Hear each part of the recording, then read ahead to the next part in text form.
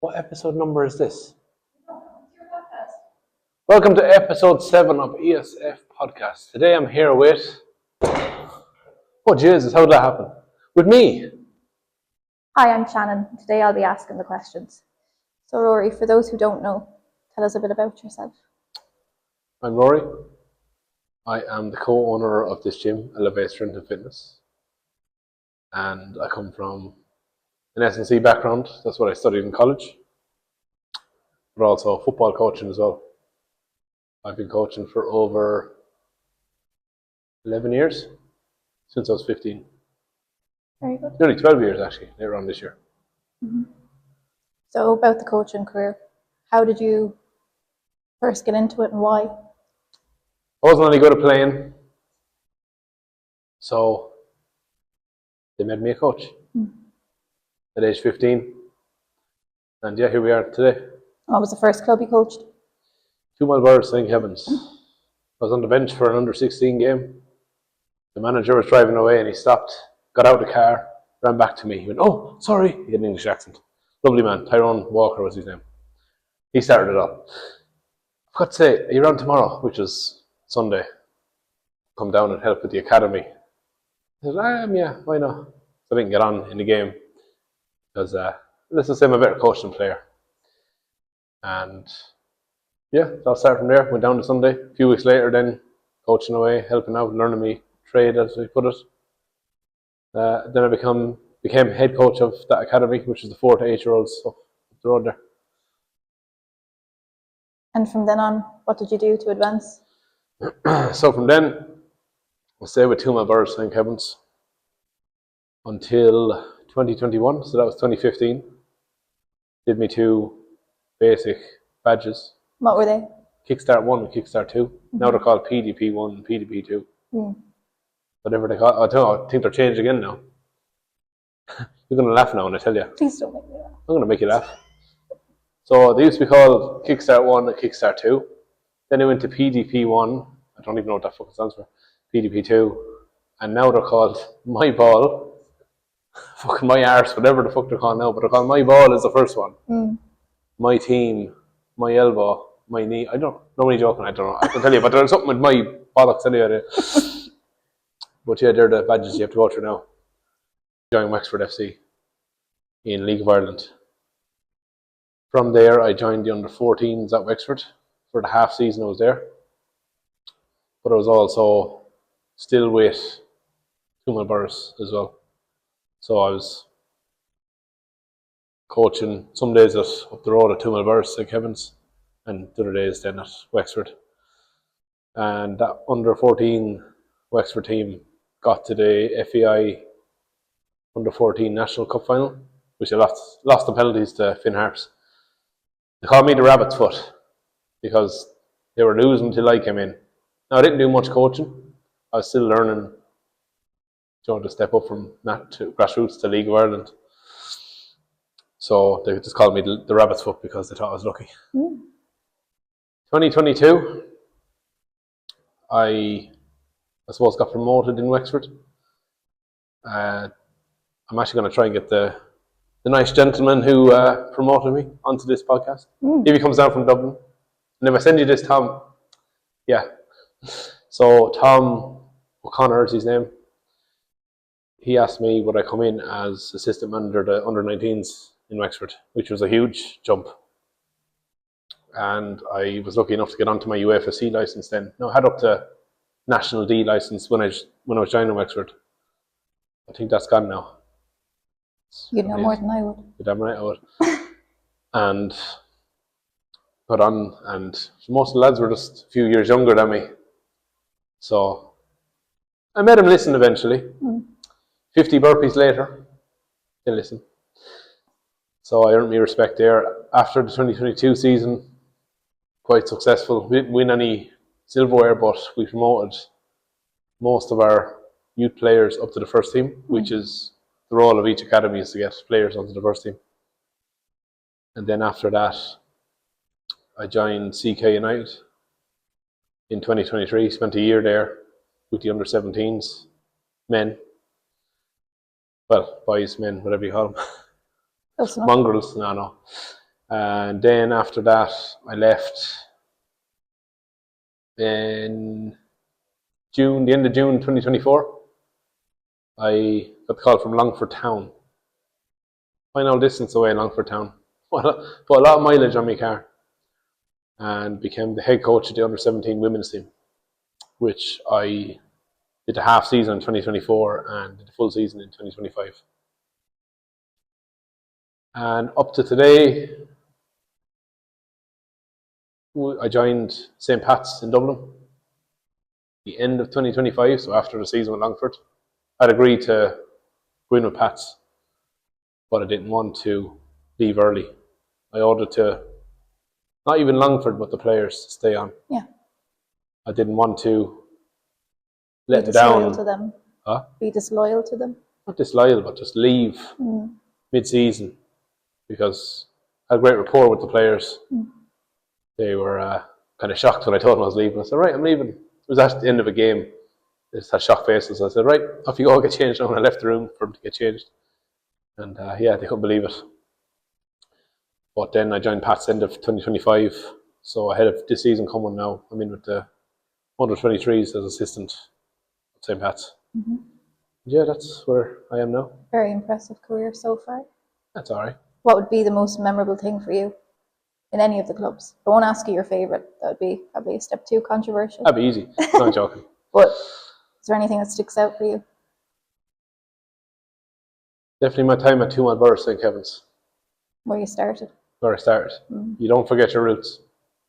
You know, if you're someone that says, Asher, I'm going to use clubs to give me, no, stupid. I actually went to 2 Mile Burr, St. Kevin's first team game there a couple of weeks ago. And just the nostalgia of driving in the yard and seeing all the old faces that were there when I was coaching, just brought back good memories and just the start of it. And one lad said, oh no, not you, I'm messing, But that's the kind of bit of crack you have, like when you build relationships with people and stuff. Of course. And just to stop you there for a minute. Now, normally when I have people on, when I'm doing the interview in that chair there, the guest gets a comfy chair, so I'm actually glad of this. It just hurts my arse. It actually does. Anyway, back to me. Not joking.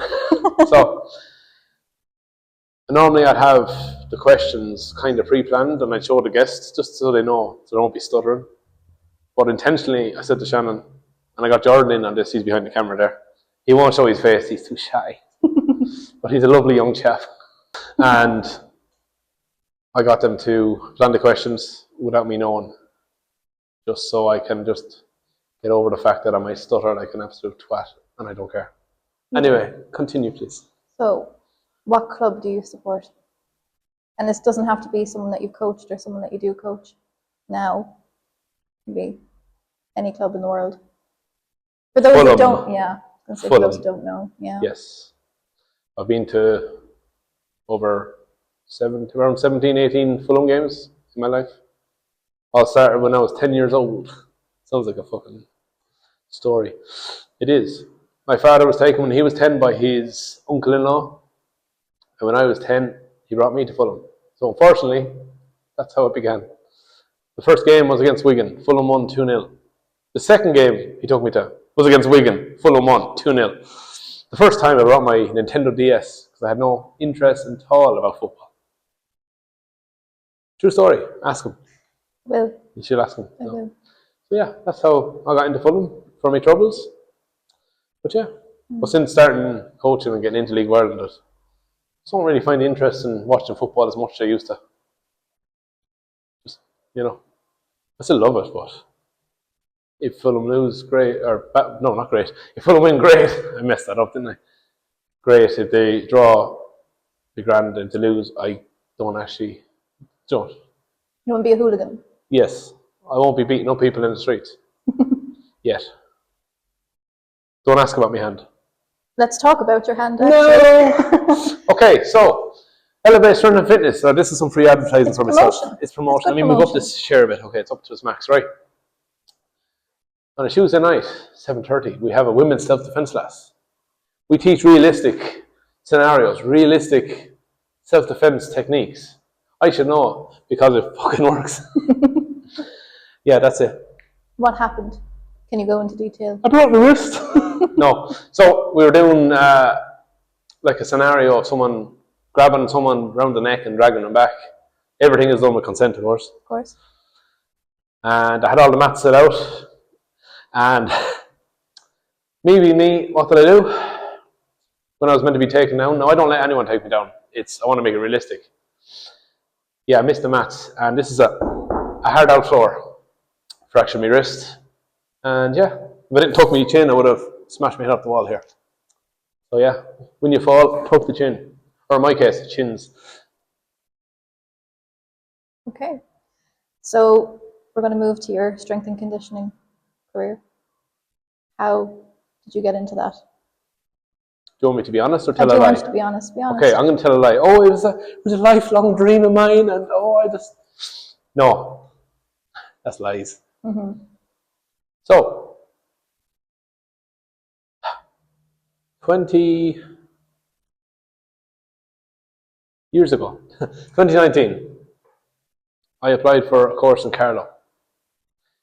One that helps you, then qualification being the UFAB license. Mm-hmm. I got rejected because you had to do a playing assessment, which is pretty stupid because it's about coaching, not playing. I'm a better coach than player. 2020, applied for it again. In the meantime, I went to Templemore and I did Sports and Rec PLC course. Was unsuccessful getting the points. And I remember I was asking one of the teachers or the tutors, maybe while I'm in Templemore, I said, John, did I get distinction is what I needed. He said, oh, Jez, you didn't get that anyway. He was a funny man. And yeah, and I got rejected again in that course. So I had the strength and conditioning course in Thurles as I think option 3 or 4. And that's the one that offered me a place. So I said yes anyway. I was like, sure I will anyway. And that was a level 8. And 4 years later, I was leaving with a level 8 honours bachelor's degree in applied strength and conditioning. Very good. That's all right. Impressive. Oh yeah. You got there in the end. Yeah. And if you look at episode 2, don't mind JJ O'Brien with his ChatGPT. He actually was the one that showed me how to work that. Not nice now, is it, JJ? So you took over the gym when? So I took over the gym with my business partner in May 2024, nearly 2 years ago. And I actually did my work placement here for the previous owners. And to be honest, that's where I learned my trade in terms of training people. Yeah. And I was kind of thrown in at the deep end, but I like the deep end. So you swim or you drown. So I was thrown in and saying, right, off you go. PT that person, PT that person. Initially I thought, oh, she'll show me, she'll let me watch. No, she just threw me in and I did alright. I was shitting myself for the first time. I was thinking, right, we're doing chest, back and arms or whatever we were doing. And I was there going, right, we're doing this now. Right, we're going on to this one. Rather than now we're doing this, right, do 3 sets of 8, whatever. On to the next one without even thinking. Before I was nearly writing it down. I didn't write it down, too lazy. And yeah, I was shitting myself. Mm-hmm. When I took over with my business partner in 2024, we did a few modifications, such as the classroom in here. We took down, there was a wall in here. I might put it up on screen. Depends how lazy I am when I'm editing this. And as you can see, this lovely logo here. Yes, beautiful logo.